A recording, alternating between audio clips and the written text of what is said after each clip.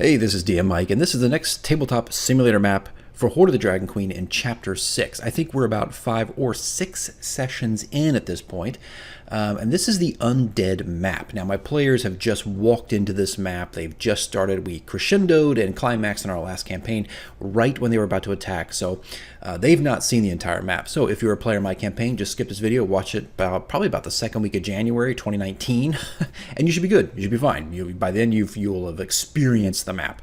Anyway, let's go ahead and get into this. I'm going to go ahead and fire it up, just show it off here. All right, here we go. I'm going to be quiet here as it loads up because it always skips my voice. So here we go.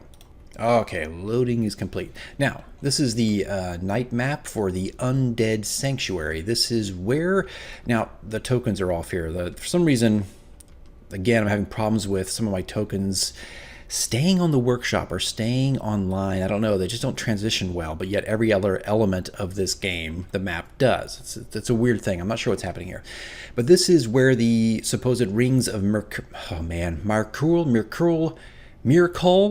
whatever they are hidden. They were at the Lizardfolk camp, and they sent them off in this direction to find the rings to bring them back. If you're playing Hoard of the Dragon Queen, you probably know exactly what I'm talking about. This is just a side mission, a side quest. But this is the map for the undead. Now, usually I use tokens. Let's zoom in here. You can see one of the tokens I created for Frulam. But in this case, I went ahead and used the tokens that come with the software. Now, these skeletons do come with the software, and I labeled them Skeleton 1, Skeleton 4, Skeleton 7. So when the players are calling out, I know which hit points to subtract from when they're attacking. These guys are Skeleton Archer 2, Skeleton Archer 1, and then, of course, I put in some Spectres, Shade 2, Shade 1, all just labeled appropriately. And then, of course, here's the models. You've probably seen these models if you've seen my other tabletop simulator maps. These are just extensions of Skyrim models and some of the swamp trees and these pillars, where I used a lot of the volume, rotate, and scale and volume scales to change the volume and the scale of a lot of the models, including these pillars to make them a little bit thinner, but also raise their height. The same thing with this model here. I kind of used the move tool on this model. Let's move this out of the way, and was able to kind of bury it a little bit more into the environment or bring it up as necessary. And of course, the board itself, the table. This is another heroes map. The hero maps on the DM's Guild. I can't remember now what it is, but you can see it has an altar kind of built in, and I just use that as the base. And of course, you can see all the visual effects here with the fire, flame, and the rain. Always great, very atmospheric. But this is it. This is the next portion here. Now let's go. Let's take off the grid. I forgot to do this, just so it's kind of out of the way. Oh. No, that's fine. There we go. So you can kind of see the landscape itself. And then, okay, so we've seen a little bit of the lighting. I'm going to go ahead and reset it. There, it's a little bit brighter. I wish I could turn the rain off, but I don't know where that effect is anymore. I've completely buried it somewhere in here. But this is who they'll be up against. There's more skeletons over here. Huge skeletons that I found on the workshop. And there's a couple more like way over here. You can see them back here. Now, I also used a lot of fog here. And what I did was I took some of the fog elements and I used the volume scaler and stretched them out. And that gave me this huge, wide area of fog. Now, what does this do? What does this do for the map? Well, of course, it creates atmosphere, skeletons coming out of the fog, but also is going to create a problem for any ranged characters. One thing I can suggest, if you're sitting down to make some of these maps, is build them around your characters.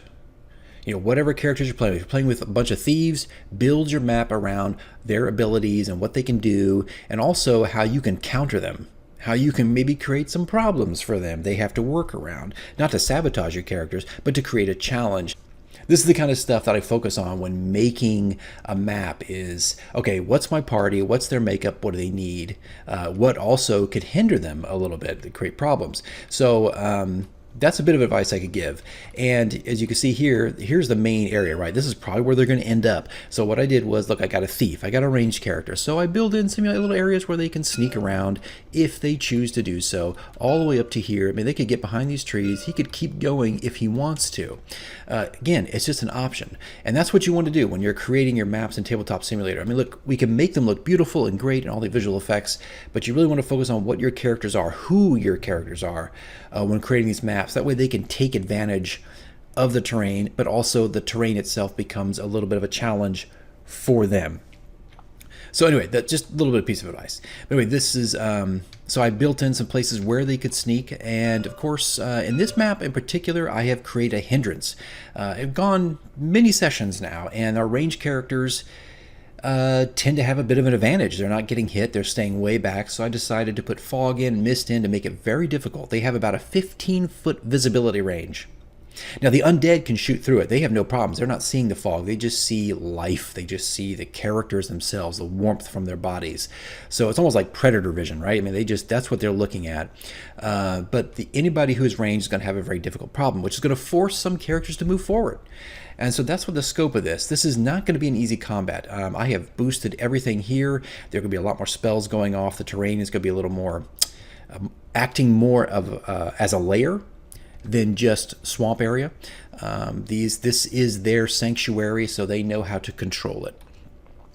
So it's going to be a bit of a challenge. So I've made the challenge also in just their hit points, their armor classes, but also just the terrain itself with the fog and the mist and other things that might happen.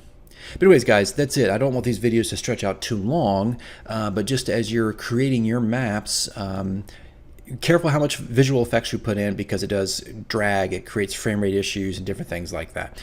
But also think about your characters. Who's ranged? Who's sneaking? Who stays back? Who rushes forward? What could you do with that in your map? I think it will help create a more dynamic map. And I'm slowly learning these things, right? Like, I'm not I work in the video game industry as a character designer, but like a map designer, no, I don't typically do those things. And I was actually offered to do those kinds of things in the game that I was working on, but I decided not to. Looking back, I kind of wish I did, but that time has passed. But it's okay. I'm all right with it. I'm at peace with it. But it's a challenge to come up with these things and make them interesting. And not go overboard. I think that's one of the problems with Tabletop Simulator. Not the problem with the software, but what the kind of traps we can get into. We can overload our maps with just too much stuff. And this one gets pretty close. I have lighting, I have visual effects, I have visual effects meaning the rain, the fire, the mist, the smoke, the fog, and on and on and on. So just be careful with that. You can bust your frame rates and make it very difficult for other players. But yeah, think about your players, think about your characters, not to trap them, not to sabotage them, ambush them with the terrain, but to make it a challenge. It just helps the challenge. Sometimes the map itself can be part of the adventure, not just the enemies. All right, so guys, that's it. This is all I have for this particular map. I'm going to just zoom around here. You can see this purple light here. This is actually a beam here, a little light you can get off of, the workshop. It's a visual effect. I don't know, I just wanted a purple light. I like purple, so it just kind of gave this a different kind of backdrop. This statue is actually pretty small. Just used the volume scalers to bring it up. I think I actually stretched this platform as well with the volume scalers, just made it a little bit taller. But here it is. This is the Undead Sanctuary, where the characters are currently at, trying to find the rings of Mirkol, or Mirkol. One of these days I'll be able to pronounce something in this campaign correctly. All right, guys, that's it. Thanks for watching. There'll be more things to come, campaign diaries, and other Tabletop Simulator maps that I'm working on currently for Chapter 6 and beyond. All right, guys, thanks for watching, and I'll see you in the next video.